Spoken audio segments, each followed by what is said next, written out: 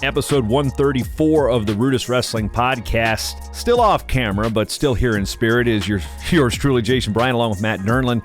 And today, interesting topic because we all missed the 2020 NCAA Division I Wrestling Championships. One of the big things I was harping on this, Matt, was the opportunity for so many first-time people to come to the event, really had the opportunity. They weren't getting shut out of tickets. You know, ticket demand has been high since 2003. This was going to open the door for so many people. So I figured it was a natural progression of what was going on and what we expected to talk about our first championship experiences. And I'll just kick it off. Back in 2002, I got a media credential for Matt Talk Online, which is actually the website I currently run. But back then, it was a Virginia site. It was heavily on the high school scene, but I did some college because at the time I was at Old Dominion.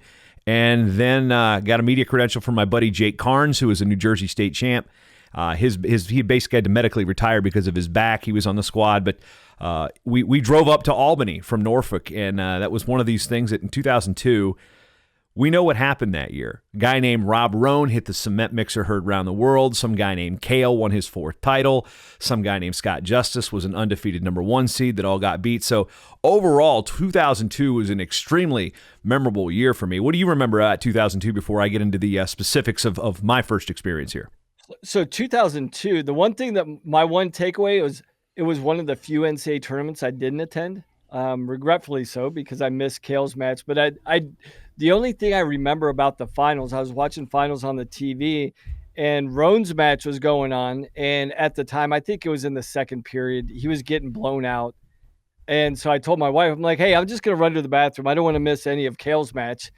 And then I hear this, wow, from downstairs. I'm like, what happened? And we all know what happened. The cement mixer from nowhere to pin the guy. But yeah, that's my memory of 2002. And then obviously Kale went on. But what an opportunity. Your first NCAA tournament, you see history, the only undefeated season, right? The only 4-time undefeated season career of someone in Kale. So that must have been super cool. Well, it wasn't even the reason we went, because my roommate was Jeff Rusak. He was the number 5 seed at 174. He was undefeated on the season. He did have one loss, which didn't count because it was to Joe Williams, who post-grad, it was in the Midlands semifinals. Joe Williams, of course, won 10 Midlands titles, but Jeff was a guy, and this is an era where the Midlands was extremely stringent to get into. And Old Dominion at the time, Coach Gray Simons was on the, towards the end of his coaching career. He was there at Old Dominion for 17 years, but Jeff and I, we came in the same year. Of course, I was not on the team. I was associated with the program, but Jeff was the 5 seed, and getting matches for him was tough because sometimes you'd say, hey, I want to get in the Midlands, and at the time there was no scuffle yet. Wilkes was still kind of a thing on the East Coast, the Rose Bowl of wrestling or whatever they titled it there around the same time. But Jeff had a chance to get in there, and that was his best competition of his career. I mean, he had some really solid wins in his career, and he went in as the 5 seed. He had pinned John Kopniski from Missouri earlier in the year. He had wins over Purdue's Ryan Lang. He'd also beaten Jim Stanek, who was an eventual All-American at Cornell. So he had good wins in his career. So he gets there, and we're going up. Jeff's senior year, he's ranked 4th, seeded 5th. I think Otto Olson was the 1 seed. Greg Parker was the 5 from Princeton. And this is right after Princeton's coming off, having their program reinstated. Mike New was the coach. And, and for Parker, who was from Niskayuna, the same high school that Jeff Blatnick hailed from, it was the capital region for him, Albany. So the decision was, all right, me and Jake are going to drive up. And Jake came in a year after us at ODU. And we were going up, and we stopped in New Jersey on the way up. And again, I'm not even going for Kale. We're going for Jeff. And so a group of us are up there. It's me, a guy, Charlie Bush, who was our 125-pounder, who was a local uniformed officer of the law up here in Minnesota. And we get up there. We stop in Jersey. I have pork roll, egg, and cheese sandwiches at a Jersey Farms on the way up. Then we get to Albany. And for those that remember Albany, the weather. You want to talk about complaining about the weather in Minneapolis, potentially? Albany, by far, was the worst weather situation I've ever experienced at an NCAA tournament. But we get to the tournament, and I'm rather unkept. At the time, I was pretty unhealthy. I was probably over 3 bills. I had dyed curly blonde hair that was super long, a rather unkept goatee. I I was basically repellent of the opposite sex at the time too. So, and I've got this press credential, and me and Jake are walking around, and it's crazy. And then when the tournament starts, Rusak gets out there, and of course Cale, we know about Cale. And my other buddy, Scott Justice, who was from Grundy, wrestled at Virginia Tech, who was roommates with one of my high school teammates, Mike Akers.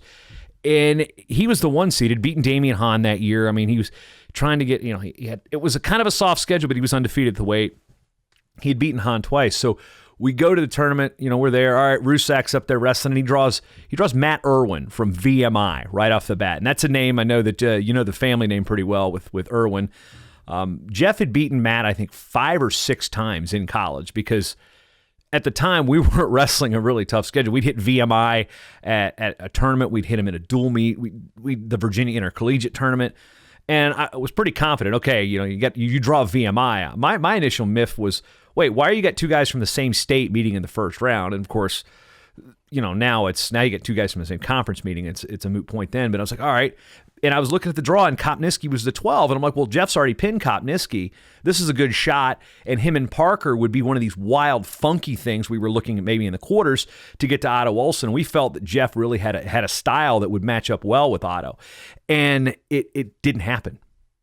It didn't happen. Matter of fact, I think it was Otto Olson. Let me just double check that, because I believe he was the 1 seed from Michigan that year. So 0-2, because Greg Jones won the weight that year. And we just to make sure that I knew we were looking at Otto. Yeah, Otto Olson was the 1 seed. So we're looking at the draws, and we're like, man, Jeff's got a good shot. And then Matt Irwin beats him 8-5. And we're like, what the hell just went on? You beat this guy. And this is one of the things that made me realize Division I wrestling is hard, because, it's tough to beat a guy twice. It's tough to beat the same guy 3 times. When you have a guy that many times, and you're a high seed, and now there's pressure on you, you're undefeated. People actually started talking about this Rusak kid from ODU. And he lost. And then shortly thereafter, here comes Scott Justice, the 1 seed from Virginia Tech, getting bounced by Rowdy Lundgren from Cal State Fullerton. So right there, you got two people that I consider friends. One's a roommate. I was at his wedding. He's been out here and hung out with us in Minnesota, and just the immediate, like, the dejection you feel. I mean, again, I'm not a team member, but it was like the initial feelings I had about the NCAA tournament were immediate pain and despair. Like, this cannot be how this is every year for people. And then, that feeling is there. And then Jeff, came back and he hit a leg cradle, which was his kind of his trademark. Oh my goodness, did he actually hit a leg cradle? He hit like 50 of them in college. And then to see that, and then to see him and Scott both go out, and then it was just wackiness. And I remember walking around FanFest, and with the Win Show, and that's where I got my first opportunity to meet Gable, and I've still got my credential, which I had signed by Gable. These things you're doing with your first media credential that probably should get you your credential revoked. I mean, I'm wearing bowling shoes during the finals on press row. I mean, I'm just generally that guy, And but the first experience is, it was cold. So cold. My roommate got bounced in the first round and ultimately didn't place. He lost to Michael Barger in a consolation from Oklahoma, who ended up being an All-American. And then Justy, he didn't place. And then to follow that off with one of the most killer rounds of the finals with Roan, I'm sitting there I think I'm on the 3rd deck. I'm like 2 seats over from Gary Abbott. And I'm like, what the hell just happened? And then Cale gets the huge ovation. So yeah, it was special to see that, but it was bittersweet, because in hindsight, you get to witness history. I've got a couple of those Wheaties boxes, behind me. John Fuller actually pulled one out and got one signed for me, and then I found one in like a Food Line a couple years later. And it just, like, the first experience is one of your best friends losing, and that's really been kind of hard to look back at 2002, be like, man, that tournament just sucked for everybody that I was involved with. Yeah, pain and despair. I mean, those are 2 very understandable and identifiable feelings when it comes to the NCAA tournaments. I mean, if you speak to the majority of athletes and coaches, that's a pretty identifiable feeling, because, as a coach, as an athlete, the majority of the athletes there, they experience those feelings. We tend to focus on the positive stories, but there is a lot of pain and despair. That brings me up to my first experience, and my first experience at an NCAA tournament was as a competitor, and that was, you helped me dust off the cobwebs here, JB, because looking back before we talked on the show, like, really for me anymore, I have memories of coaching at the NCAA tournament, but it's interesting when you're coaching at the tournament. Most people don't understand that you're pretty much disconnected from the tournament itself. I mean, as you're walking into the tunnel and walking out to the match, you kind of see what's going on. But immediately after your athlete is competing, you go back underneath the stands and you hear the roars and the oohs and the ahs. But you try and follow the same advice that you give your athletes, which is just focus on yourself. Wrestle your tournament. Don't get caught up in the emotion of it, because there's just too many distractions out there, from guys getting upset to the enormity of the environment. You name it. There's so many distractions that can be had. And those distractions can be had for coaches too. I mean, you have fans that want to talk to you. You have alumni, you have parents, you have all these things. So as a coach, you try and follow the same advice as your athletes, as just focus on your team, focus on your athletes. Don't focus on the tournament itself. So for me, I've got a lot of memories as a coach from the NCAA tournament, a lot of great memories, a lot of not so great memories. But for me, my first tournament was in 1993 in Ames, Iowa, at Iowa State. I was a true sophomore for Liberty University. And I guess the backstory, we started. Let's go with the backstory here. Getting to the tournament, because the format was way different, because this was the old system. This is still the rolling historical data. And at the time, Liberty had its program still before it was dropped and came back and then dropped again. But, it was in the CAA, which was at the time, Virginia Tech was in there, Old Dominion, UNC Greensboro, George Mason, James Madison. I'm trying to think. I think Campbell and American might have been in the CAA. Campbell at the and time. American were in there as well. So to qualify through the CAA, you had to, I think there was 10 automatic qualifiers and 1 wild card. So you knew going in you had to win the tournament. You didn't want to rely on a wild card. We didn't have at large, and they didn't have strength of schedule or RPI or anything back then. So you knew you had to win the tournament. And so I made it through, and it was a pretty competitive weight class. There were some good guys in there, but in the finals, I actually wrestled Kirk McHenry's dad. And Kurt. I didn't know it Kurt.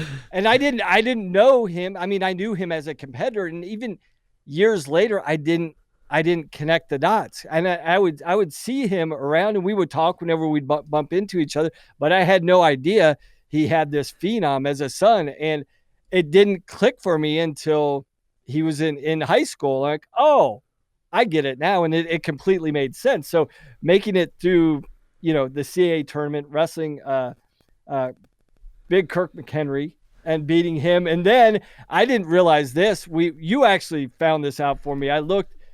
You were asking, well, you wrestled another phenom's dad. I wrestled another phenom, and you said, well, how'd the tournament go? And I said, well, it was kind of short and painful. I was 0-1. And you were like, 0-1? What do you mean? And at the time, there was pullbacks into the tournament, the old pullback brackets, which people are familiar with. So I wrestled, and it was Troy Bouzakis, right? Yes, Nick's from dad, Clemson. Nick's dad from Clemson beat me in the first round, lost his next match, didn't get me pulled back in. Fast forward, 20-some years later, and, his son is Nick Bouzakis, one of the top kids in the country, who'd recently, and this all goes to 6 degrees of separation, came from Lake Highland Prep, who's one of my good friends, Mike Palazzo, who wrestled at Indiana, was his former coach, who's one of my good friends. So it's funny to look back and see all the connections that are made in the different storylines. Like, I didn't even put it together, the McHenry and the Bouzakis, storylines or lines of connectivity, but it's fun to look back at that time. It's like, oh, that's who that was.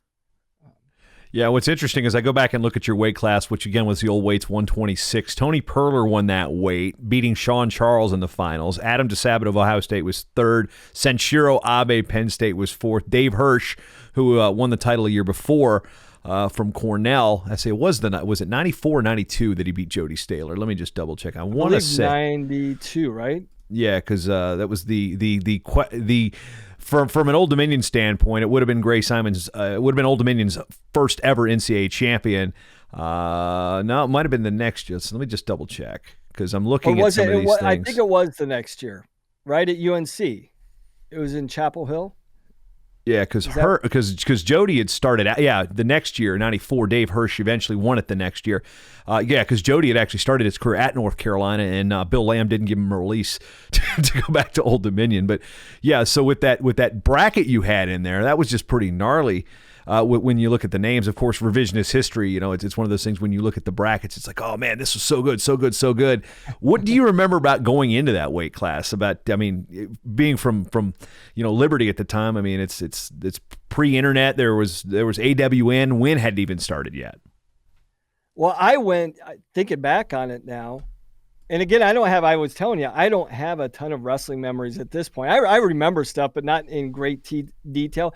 I do remember the week prior to the event that, of all things, the campus at Liberty University was shut down. There was a huge, and you know this, JB, like for Virginia, it was crazy. They were calling this a blizzard, the 6-inch blizzard, I think, in Virginia. We laughed about it. Guys from Ohio, where I was from, whenever they even projected or forecasted snow in Virginia, they shut everything down. I know you're familiar with that, JB. Oh, very much so. I do remember like they were talking about this like it was a blizzard, so they shut down campus and sent people away. So I was on campus by myself. My coaches had gone to the Ohio State tournament to recruit. So I was down at campus training by myself, like all by myself training, because the campus was shut down. There was snow everywhere. So the training conditions weren't ideal going into the national tournament. But looking back, like the training had already been done. I think I probably put too much of an onus on what I wasn't able to prepare for. And that had nothing to do with me winning or losing in the first round. I just lost that match. That guy just flat out beat me.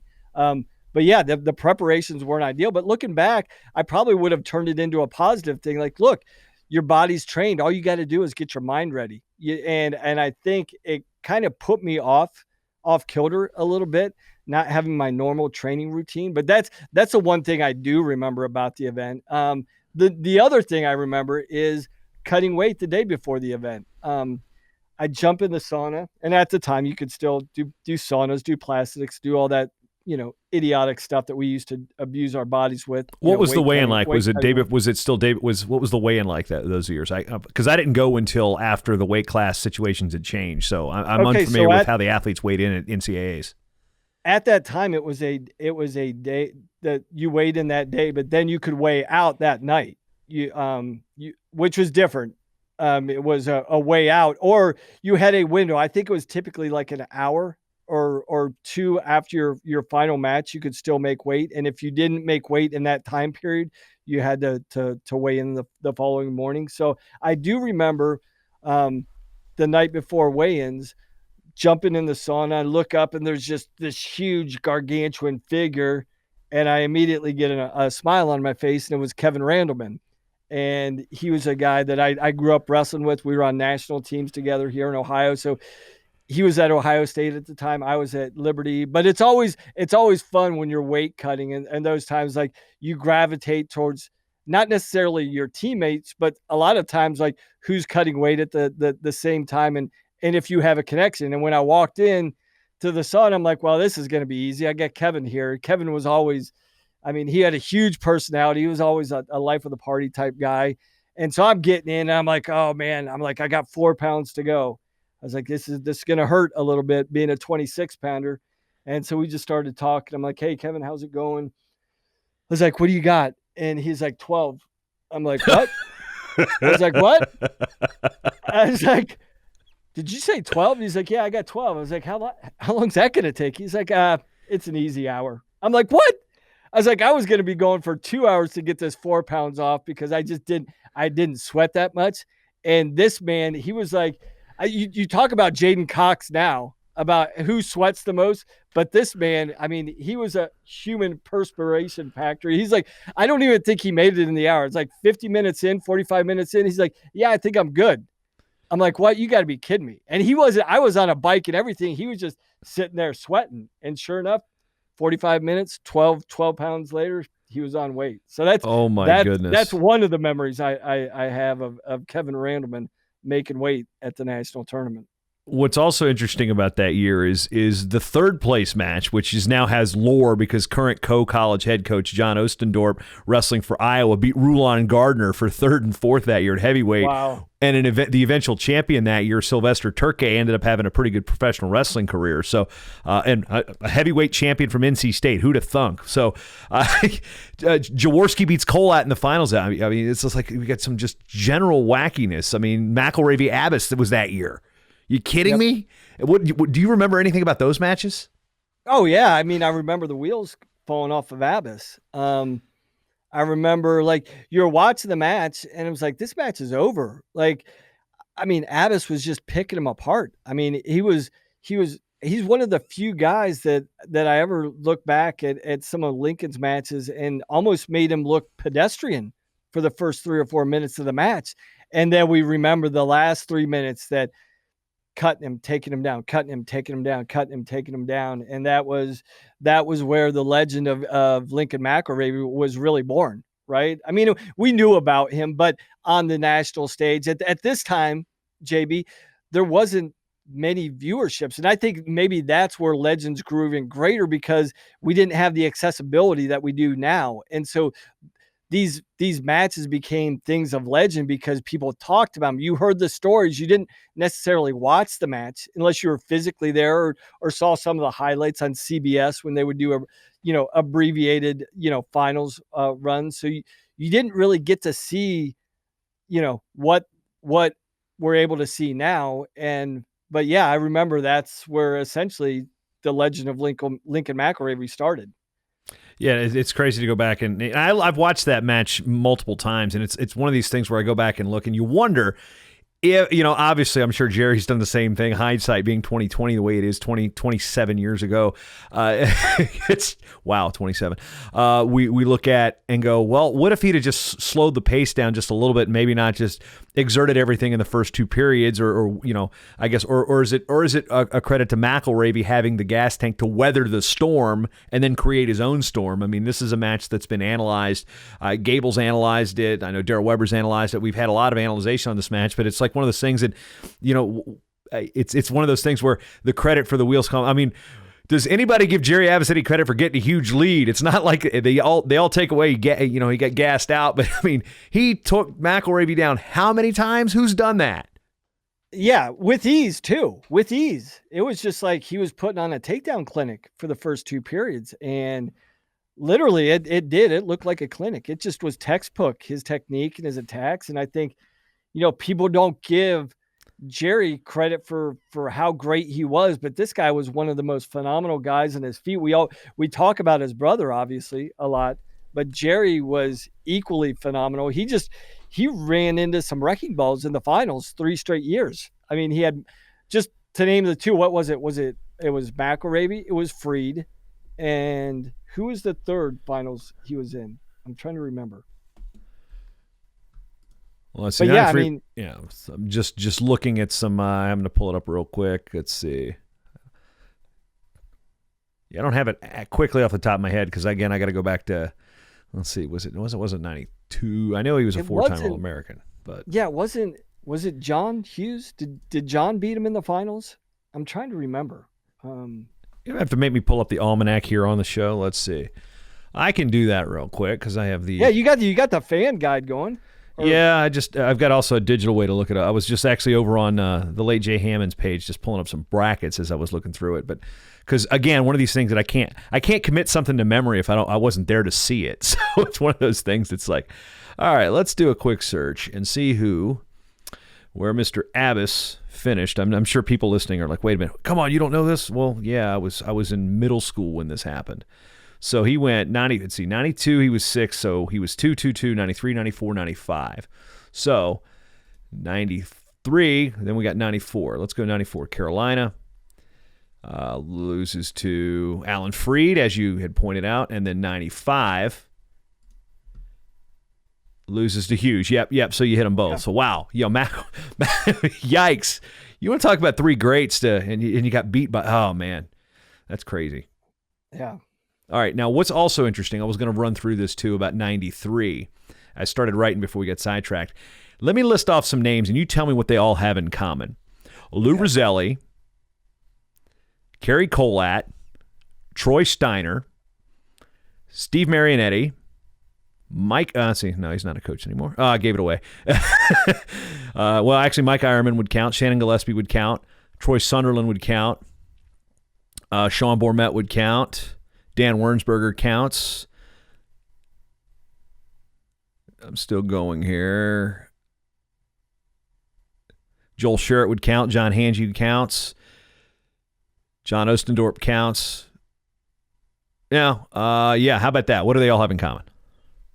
They're all current or former head coaches. Yeah, head wrestling coaches. Yeah. Marinetti's actually in Division III, but and Shannon was the USOEC coach for the women's wrestling program up at Northern Michigan. So I mean, it's like same way with Ostendorf too, right? He's at Co. He still at Co? Yep, he's still at Co. Yeah. Yep. Yeah. Yep. Cedar Rapids. It's Cedar Rapids. Co College is literally, you look out the window. If the U.S. Cellular Center had windows for Division III, you'd see Co College. So I mean, it is literally right there. Now, I also want to go back to, I guess, what we can call nationals, to borrow Princess Bride reference, the pit of despair, because Cleveland, the Cleveland Browns Stadium has already taken the moniker of Factory of Sadness, so I won't steal that. But pit of despair, we can borrow that from the Princess Bride. Perhaps maybe another licensing opportunity for RUDIS. You're writing that one down. But now, and I've also made the point about Minneapolis, to bring this back to where we started, is the college student that really could not afford to go to nationals had the opportunity to come up and buy some cheap tickets and, crash with friends at an Airbnb. We were crashing on floors. We were on Charlie's and Rusak's floor here. I mean, we drove up, had gas. I overdrafted my account. I had negative $134 day 2 at nationals. My phone, myself, I had one of those old Nokia cell phones. The battery went dead. I'm outside of the media. We had a media social. John Fuller was working for USA Wrestling at the time, the media association, which I'm now the president of. It was over there at some bar or a club in Albany. And I'm trying to get a hold of Jake to come get me, and my phone died. I couldn't get a cab because I was negative $134 on my account. Oh, yeah. And then so I'm sitting there looking for people that have the Nokia. I'm walking by, and I see a guy with the phone on his hip, and I says, Sir, my phone battery is dead. I see you have the same phone I do. Can I borrow your phone battery? Because I didn't remember Jake's number off the top of my head because everything was stored in our phones. Well, reluctantly, that individual says, yes, here. But I call it up. Jake is pissed because it's like probably 1:30, 2 o'clock in the morning. He's got to come back 20 miles from Schenectady to come get me. And it was just bad. Well, who is the person's cell phone that I borrowed the battery from? It was Pete Isaias from USA Wrestling. No way. So, yeah, it was Pete. I recognized him from going to Fargo the previous 3 years. So I am out of money.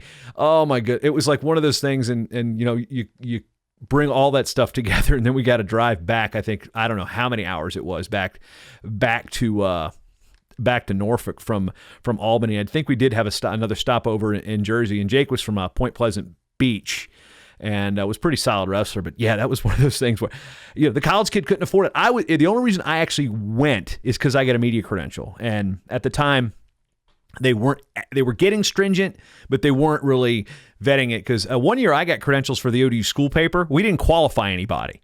It's one of those things. It's like, and I ended up actually doing the broadcast for the Mat.com at the time, but it was one of those things where would a college wrestling enthusiast like myself have the budget to go to the NCAA Championships or have the in to get it? I mean, and being from a school like Old Dominion, where our ticket allotment at the time was absolute squat. The better you do, your teams get better seats. Like Virginia Tech is now in the lower bowl after winning a trophy in 2016, and all sorts of things. It kind of obviously that's weirdly based on historical data. Go figure. So what would it take for a college student to go and become a fan like all these fans did when Iowa was in its heyday, going to Carver Hawkeye as a student, really getting behind that Gable train and really becoming fans, and same with these people that grew up in the Oklahoma State heyday with the great coaching lines we had down there in a building that's named for wrestling. So that's one thing that I'm probably one of the most disappointed about missing 2020 is the opportunity for people in their 20s to really have a chance to go. I mean, you don't have to save up a whole month's rent and I've beat that point to death in past episodes, but the opportunity, if it's not because I have, a school paper access, I don't go for the first time.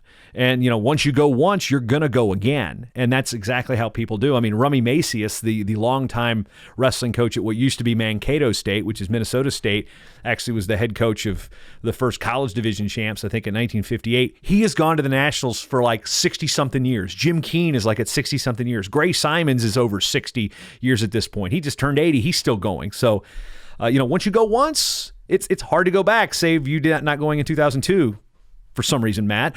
But I'm saying that opportunity is lost on 25,000 extra people this year. And that's basically kind of the whole genesis of this idea, what we remember about our first one. And for me, it was a simple access to basically an access pass that got me there. And one of the most memorable things, too, is meeting Billy Baldwin for the first time. And we're probably 3 years after South Park had come out, the movie. And me and my buddy Jake are walking down down to the tunnel to the media area. And we're like, hey, there was Billy Baldwin. And Jake's like, hey, is that Billy Baldwin? I'm like, hey, you know what sucks about being a Baldwin? That's a line from the movie. And Billy, without missing a beat, Blink and I turned around and yelled, nothing, ha ha ha. It was like one of those like straight out of the movie. It was like, dude, he just nailed that. So that was an interesting thing. So. Oh, the memories of that. I still tell that story. I tell Billy that story probably quite frequently because it's like once every 2 years I was like, I don't want to try to keep bringing this up. But that's really like my only story I have with Billy is that one. That's great. That and maybe taking shots on St. Patty's Day, the year that ODU blew a lead against Michigan State. I think it was back 2004. Anyway, basketball talk. Well, good. I mean, that was kind of fun. I think that's the perfect way probably to end this episode. Now, it is. It's, to your point, once that one opportunity, you're going to set the hook and you're never going to go back. I mean, you're never not going to go back. And I think that's the discouraging thing about this year is that it was going to afford so many new opportunities, so many first-time viewers for the first time. So it's a shame, but hopefully this comes back around to a football stadium again soon. So that was fun sharing memories from the past. JB, thank you for piecing my memory together. Maybe we can title this show The Pit. Yeah, we can title this show The Pit of Despair. People don't know what they're going to get there. Right? As you. Yeah, wow. You do it seriously. Licensing, Princess Bride. I mean, if you had like My Name is Inigo Montoya shirts, they might hit big. Prepare to die on the back. You kill my father. Prepare to die. Maybe a picture of Fred Savage. Yeah. All right, that's what we're going off the rails here. So for Matt Dernlan, rehashing his history of the 1993 season in which he beat Kurt McHenry's dad and lost to Nick Bazekis' dad, I'm Jason Bryant, who was fresh out of money in Albany. Thanks for listening to episode 134 of the RUDIS Wrestling Podcast.